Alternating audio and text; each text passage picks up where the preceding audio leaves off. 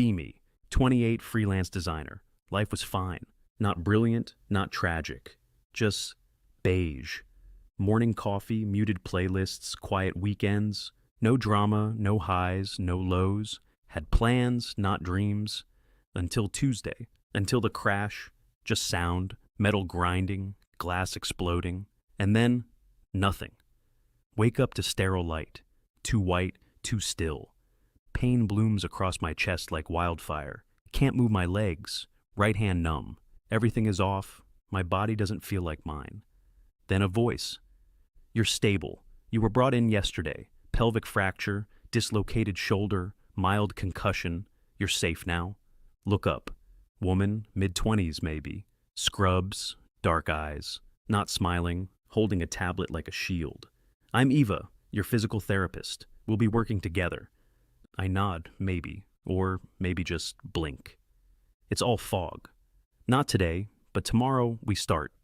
Not can, not should, just start. Next day. She brings a wheelchair, says we're getting me out of bed.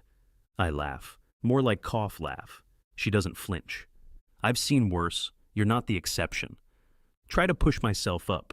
Everything screams. Curse out loud. She doesn't comment, just adjust the pillow behind my back.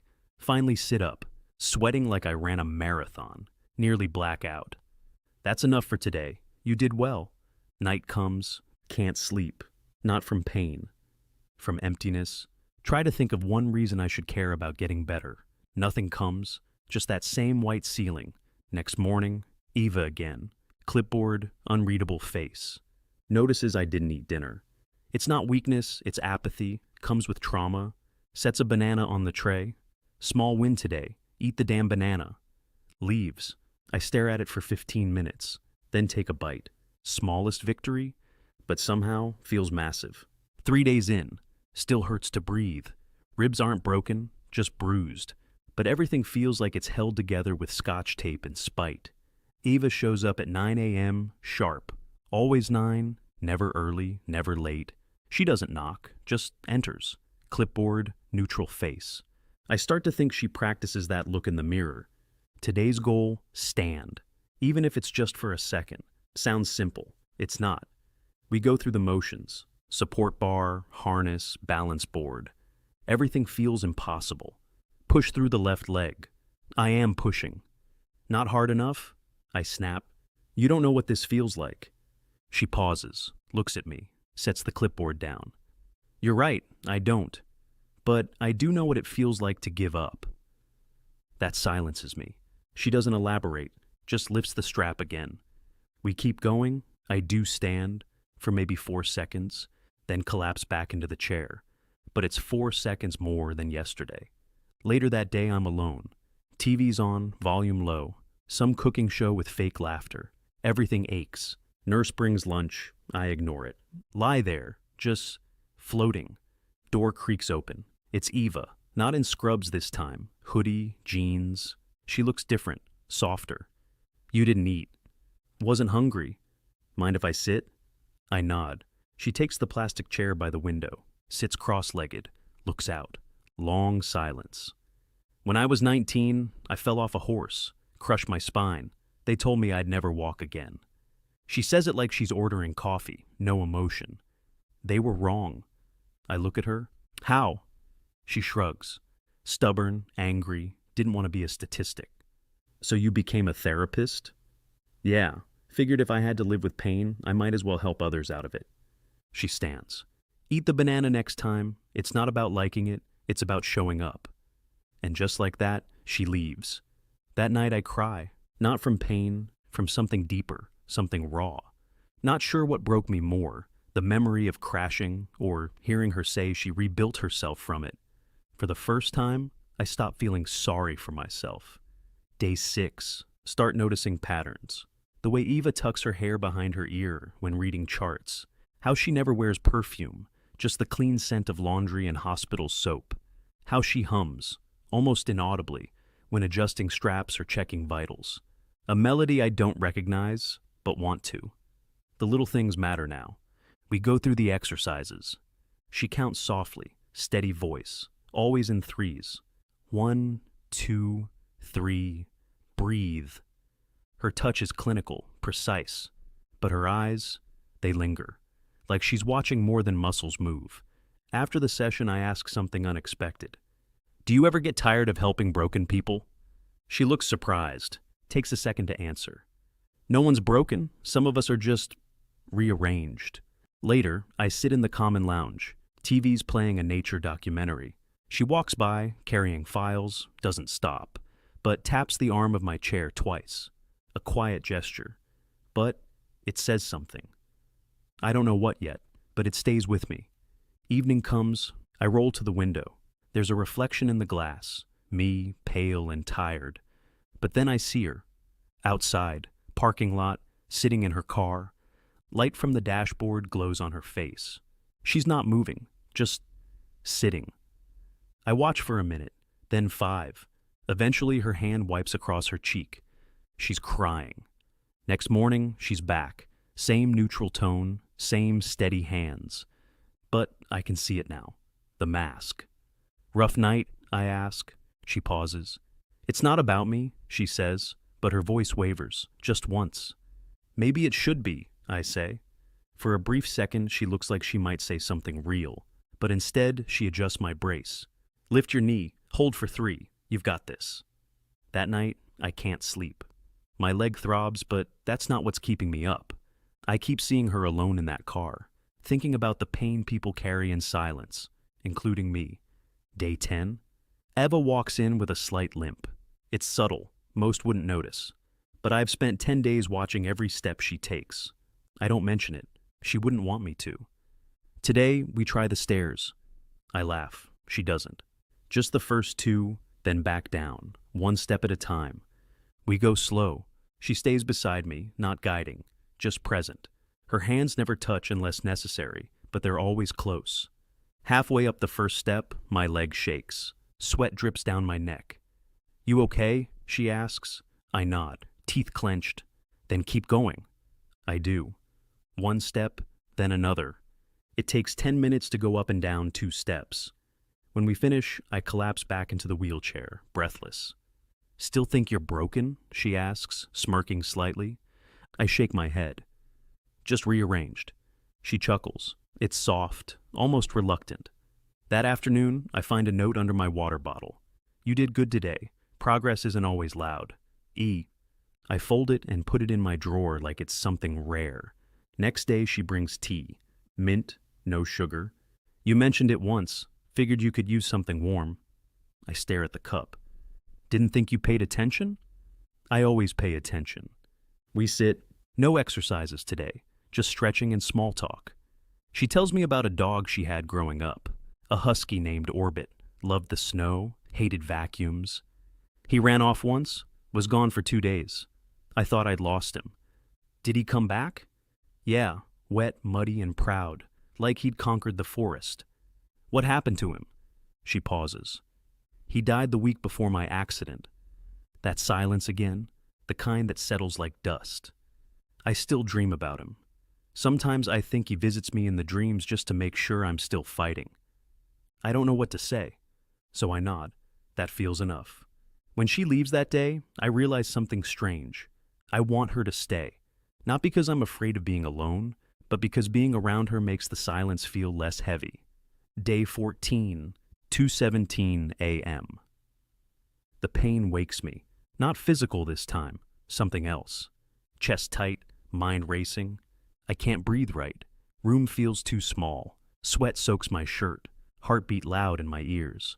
It's not pain, it's panic. Haven't had one since college. Didn't think I'd get one here. But everything's caving in. The crash, the silence, the future. I press the call button. No idea what I want. Just someone. A minute later, the door opens. It's Eva. No scrubs. Just a hoodie and leggings, hair tied back in a messy bun. She sees my face. No clipboard, no routine. Just me, unraveling. She steps inside, quietly shuts the door. No questions, just walks over. Sits at the edge of the bed. Breathe with me. She takes my hand. Her palm is warm, steady. She breathes in, counts slowly. 1, 2, 3. I follow. Eventually, the storm inside settles. Not gone, but quieted. I look at her, still shaking. What are you doing here? Filing reports. Heard your room call. Saw the nurse hesitate. I told her I'd check. Pause. You okay now? I don't know. She stays a few minutes longer. Doesn't talk much. Just sits, her hand still resting on mine. Right before she leaves, she says, "You're not alone, you know, even when it feels like it." The next morning, there's no mention of the night before. Not from her, not from me. But during stretching, she adds a new exercise. It's not for your legs, it's for your breath. Helps control panic. She demonstrates, calm, focused. Like last night didn't happen. But she remembered. Later that day, there's a new sticky note on my tray. Progress isn't linear, neither is healing. You're doing better than you think. I save it next to the first one.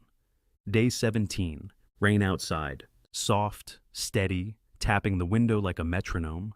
Eva shows up soaked, umbrella half broken, sleeves wet, hair escaping its usual knot. Nice weather for existential crises, I joke. She smiles tiredly. Better than last night's food tray shuffle. You missed a hell of a show. We move through the usual exercises. My leg obeys more often now. My shoulder isn't screaming all the time. She notices. You're improving. Thanks to you. Nah, I'm just the annoying narrator. You're the one doing the work. We take a break. Sit by the window. Rain still falling. Out of nowhere, I ask, "Why do you really do this?" She looks away, then back. You want the polished answer or the real one? Always the real. She takes a breath. I had a sister, younger, firecracker, broke her spine in a biking accident when she was 16. Pause. She didn't get out of it. Longer pause. She made it 5 months. I was 19. Parents fell apart. I didn't. She doesn't cry, but her hands shake. I swore if I couldn't save her, I'd spend the rest of my life helping people try. I don't know what to say, so I say the only thing I can. She'd be proud of you. She blinks. She liked dumb horror movies and hated bananas. I laugh. So does she, a real one this time. That sounds like someone I'd hang out with. She'd probably have roasted you. Then she and I definitely would have gotten along. The silence that follows isn't heavy. It's peaceful. Later, I share my story. About the crash. The things I haven't told anyone. How I didn't see the light. Just the regret. How I wasn't living before the accident. Just existing. Funny how it took getting broken to feel awake. She nods. Yeah, pain's a good teacher, but it's a shitty friend. We sit there as the rain softens. Two people who carry ghosts, but no longer carry them alone. Day 22. The hallway smells like disinfectant and microwaved soup. Outside, the trees have started to change, red and gold against gray skies. Eva brings a new routine today. Resistance bands. Not glamorous, but progress rarely is. We go through it quietly. There's a different kind of silence between us now. Comfortable, like we've stopped performing. After the session, she lingers. I brought something. She pulls a folded piece of paper from her bag. It's a sketch. My legs, bruised, bandaged, standing. Just standing. I started drawing again last week. Haven't done it in years. This is good, like really good. She shrugs, but her ears turn pink. Thanks, I don't know. That day on the stairs, I wanted to remember it. I hold the drawing like it's something fragile. You've been helping me stand. I didn't know I was doing anything for you. You were. Later, she returns, off shift, no clipboard, no uniform. I shouldn't be here this late. Then don't be. Just stay. She sits beside me on the bed carefully. Our hands brush. Not an accident this time. She turns to me. You make me feel normal again. You make me feel new. Her eyes search mine. She leans in a little, then stops. I shouldn't. I nod, even though everything in me says otherwise. Almost, she whispers, and stands to go.